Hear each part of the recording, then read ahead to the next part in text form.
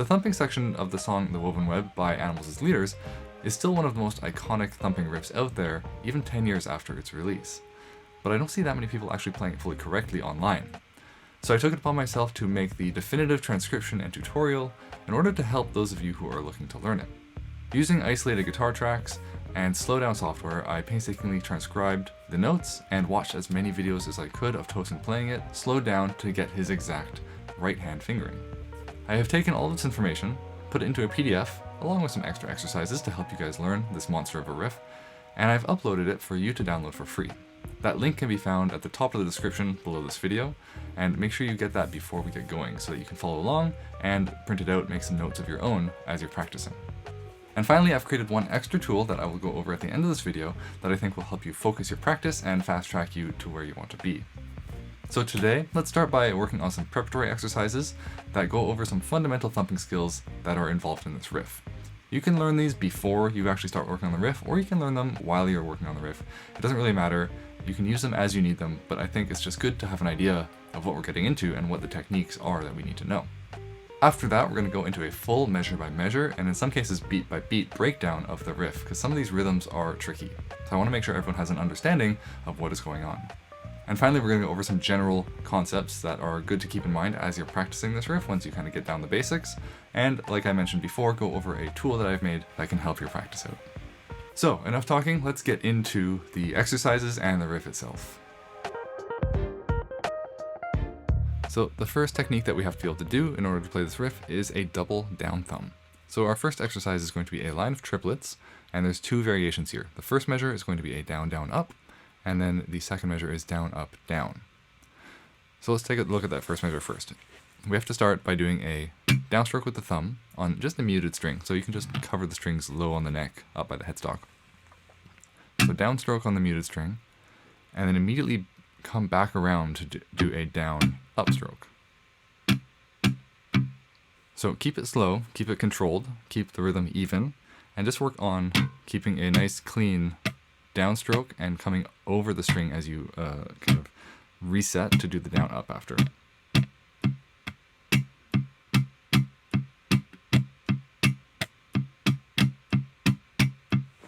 Okay, so from the side, that means basically after that first down, you're going to have to kind of scoop over the string like this in order to reset rather than coming straight up again, because we don't want to hit that upstroke when it's not supposed to be there.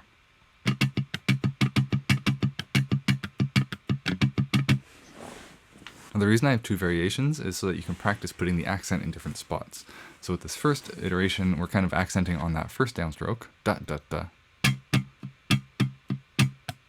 And in the second variation, the second measure, we're kind of accenting on the third triplet or second downstroke of each little grouping.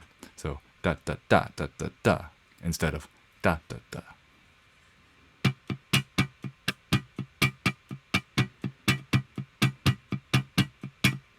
And they're going to feel a little bit different because of that accent placement. The next difficult thing from the riff that I wanted to pull out and look at in isolation, measure 7, if you're following along on the PDF, is this little burst of speed that happens in the third measure. So I'm going to play it for you slowly, and then we're going to break it down a little bit.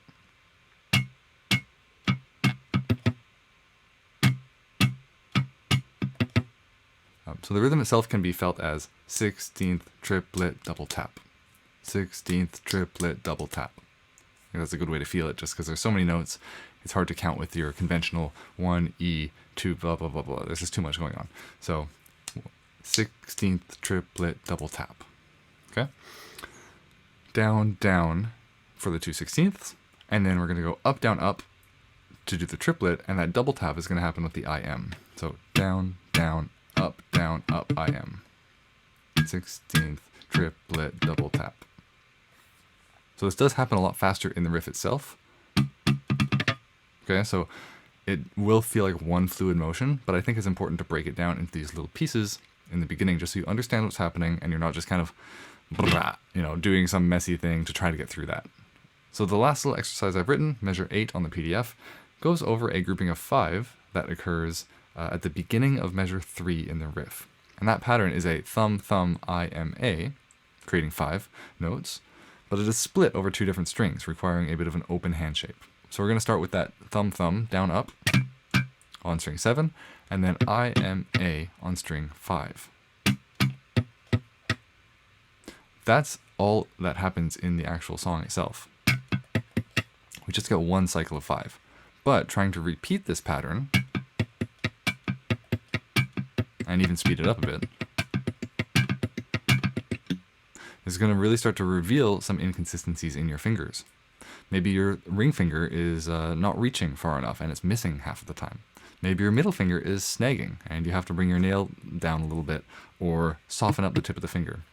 You're going to find out all these little things that are going on in your hand when you try to repeat this. So give this one a go. I also use this one as a great just warm-up exercise for thumping in general because it uses all of your fingers that you use to thump. And it requires you to kind of have that spread hand shape, which if you play some other thumping riffs just on one string, you get really comfortable having all the fingers in a close little line. But as soon as you have to open up, it's going to feel weird. So, good warm-up exercise in general.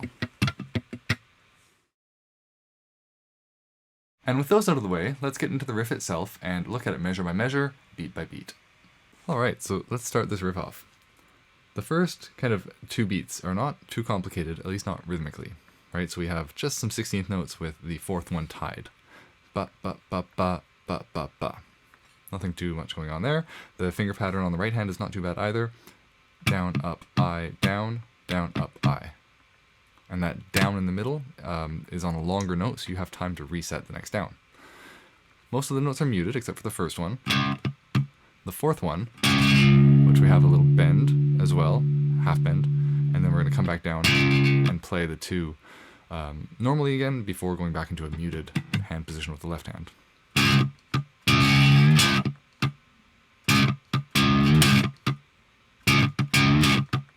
Beat 3, we have 4 16th notes. So again, the rhythm itself is not complicated. It's just ba, ba, ba, ba. But the pattern, I don't think of it as a group of 4 notes. I think of it actually as a group of 3 notes with the final 16th note being a part of the last beat.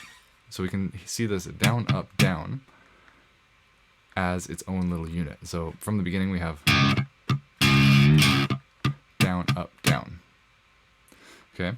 The final section of this measure, starting on that last 16th note of beat 3, we have down, up, I, down, up, I. So the right hand finger pattern, pretty straightforward, but the rhythm kind of slows down because we're starting with some triplets and then going back to 16th notes. So it sounds like this.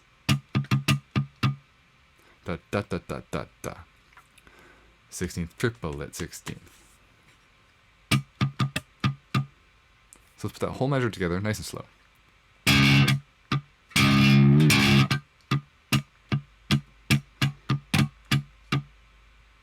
A little bit faster.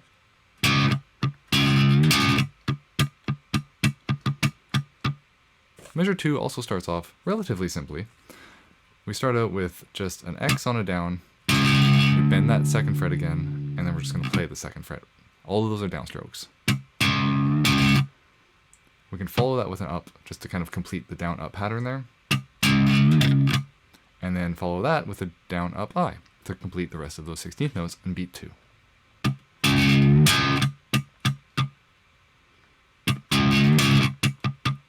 Beat 3 is a very interesting 8th note triplet rhythm. And we're going to do just 3 downstrokes, but you'll notice that last one is not an 8th note, we add an extra 16th note. So it is that double tap kind of concept that we said earlier in the preparatory exercises. So down, down, down, up. 8th, 8th, 16th.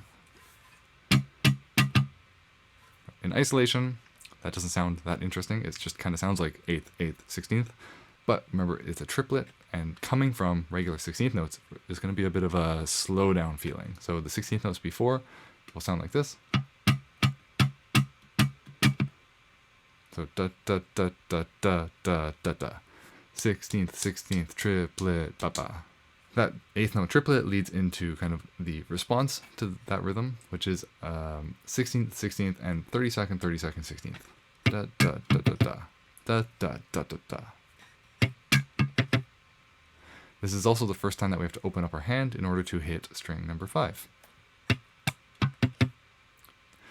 Slowed down, again, this rhythm is not that complicated. We have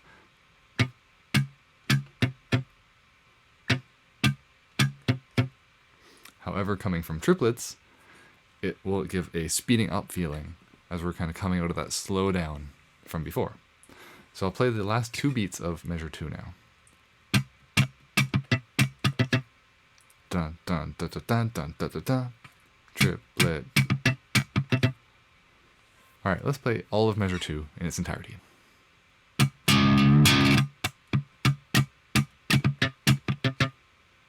little bit faster. And from the beginning.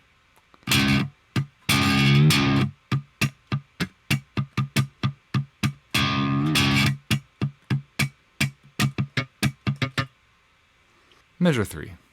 Starting with our 5 grouping that we talked about in the preparatory exercises. Down, up, I, M, A. Split across string 7 and string 5. We're actually going to go back to a down, up with the thumb.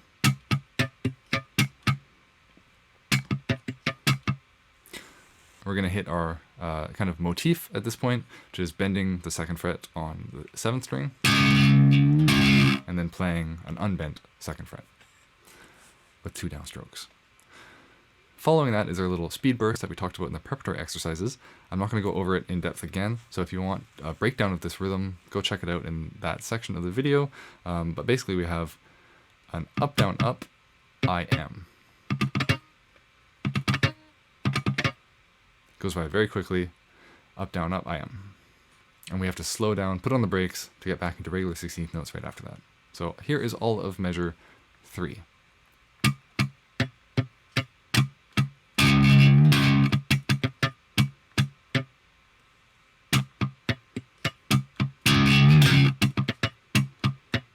Alright, measure 4. We're almost at the end. This part's kind of fun. Again, a little tricky to get the muting to the unmuted note at a quick tempo, but just work on it slow, it will get there.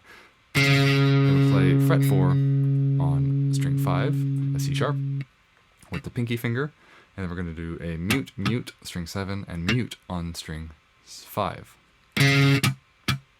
And that's M, down, up, I, M. Follow that up with 3 muted notes, down, up, high, all on the 7th string. And I kind of think of this as a larger portion. So starting from maybe beat 4 of the 3rd measure, it kind of has a very similar feeling to that. And I view that as one chunk of the riff. So after our speed burst, we land on string 5 and we go 5, 7, 7, 5, 5, 7, 7, 5, 5, 7, 7. And instead of going back to string 5, we stay on 7 for our final little chunk. Our last 2 beats here require a hammer on from the open string to the 2nd fret on string 5. We're going to pluck that with our middle finger. And then we're going to follow that up with triplet, so down, up, I, another triplet, and then just a 16th note. So, just a little side note here for all of those who are going to point this out in the comments. I am aware that Tosin and Javier play that differently when they play it live. But in the recording, this is how it is. It's triplet, triplet, 16th at the end. It's not triplet, triplet, triplet, right? As they play it live now, they go at the very end. They don't do that in the original. So, just to let you know, I'm aware of that. You can choose to play however you like it. If you want to play it like the recording, this is the way. If you want to play it like they do live, add that triplet. Alright, so here is the riff at a fairly slow tempo for you to follow along with.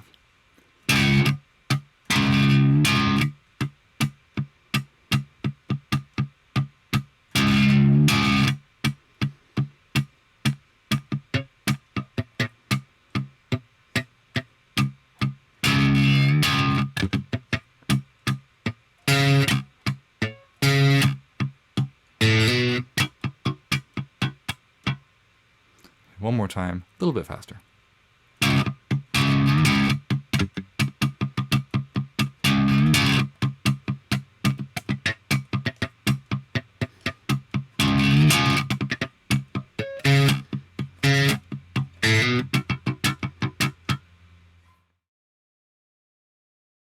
The most important thing I found while working on this riff is that you have to keep your hand pretty loose. You know, if you just take your hand like this and shake it, This is what it should feel like when you're playing this riff. There shouldn't be any tight squeezing, tension in the forearm. In order to play it up to full speed, with the clarity that Tosin plays it at, you have to have a very loose and bouncy hand. Right? If you're controlling the end of your movement and controlling where it starts and turns around, it's going to be a bad time. You're not going to be able to practice much, first of all, because you're in a lot of pain, and second of all, you're going to make your whole sound messier. I don't exactly know why that is the case, but just as you're trying to really control the strings, you don't get that same response and bounce back of the strings where they have that clarity. So stay loose. In order to keep this loose, you have to keep your shoulders relaxed, keep your toes relaxed, sit up right as much as you can. All these things that I always talk about, don't forget about them when we're working on this very difficult riff. And secondly, this is a freaking hard riff. This took me like 5 months to learn, if not more. I'm relatively new to thumping, in the past couple of years, but I'm not new to the guitar. Like, this is one of the hardest isolated riffs I've ever had to learn. So please give yourself some patience. It's not an easy one to do. There's a lot of complex rhythms, there's a lot of finicky little stuff with the right hand to do, and there's a lot of even left hand stuff that you have to worry about to get the right muting sound. Which leads me to my final point, the left hand muting. Once you start to get the right hand down, you can start to focus on the left hand a little bit and think about the tone that you're getting with your muted notes. If you listen closely to the recording, there's quite a bassy and thumpy sound happening with all of these notes. That is partially due to post-production, I'm sure, and adding some EQ, increasing the bass, but it is also something you can control with your hand a little bit. If we press the strings too hard, you really choke them and they don't have much room to bounce and move. But if you touch it as softly as you can and find just the sweet spot, you almost get a bit of pitch in there, and the string vibrates a lot more, kind of giving a lot more energy. So that, compared to that. So you're going to want to try to find those hand positions that give you your best sound.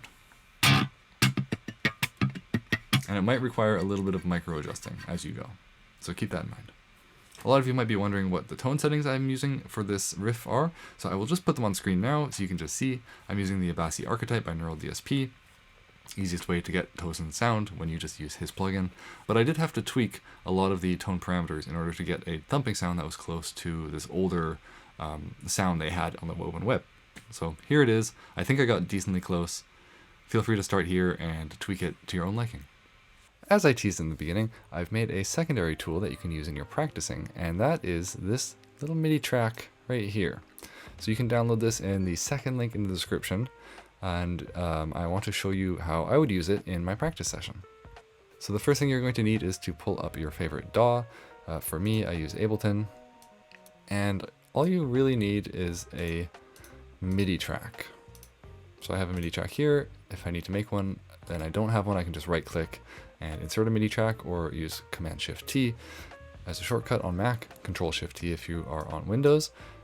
And once I have that MIDI track enabled, I can just click and drag the Woven Web MIDI into my DAW. It is asking me if I want to import the tempo and time signature data. You don't need to do that. I don't know if this is an option for every single DAW, but it is here, so I'm just going to say no. And there we have it. If we go to play this, nothing happens. We can see there's something happening. There's MIDI notes happening, but there's no sound. And that is because MIDI notes are simply instructions telling a virtual instrument what to do and when.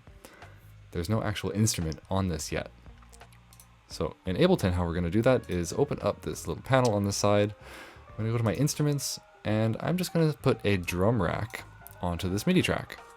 With that drum rack in place, I still don't actually have any sounds to play yet, but I have this kind of grid where I can put sounds. Now you notice each number of the grid is labeled with a note. C1, C#1, D1, etc.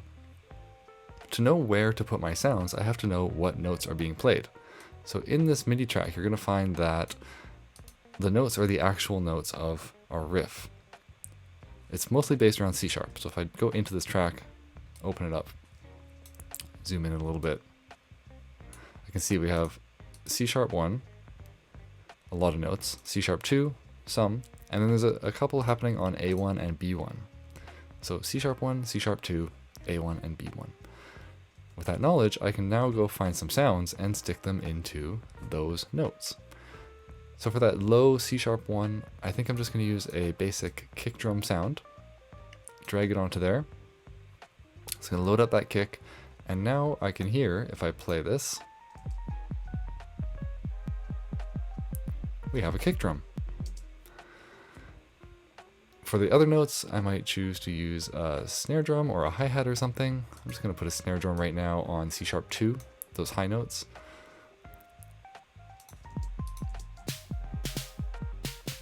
So now we have kind of like a kick snare type deal. And then for the last couple ones, you can put like a tom drum or hi-hat or whatever you want. I think I'm just going to use a snare drum again on A1 and B1, but I want to show you a little trick. At least something you can do in Ableton. I'm sure there are other ways to do this in like Logic or Pro Tools if you have those instead.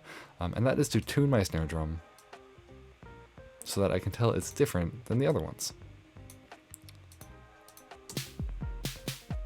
So you can hear it kind of has a bit of a low pitch and then a higher pitch, and I can even make my main snare drum even higher to differentiate it.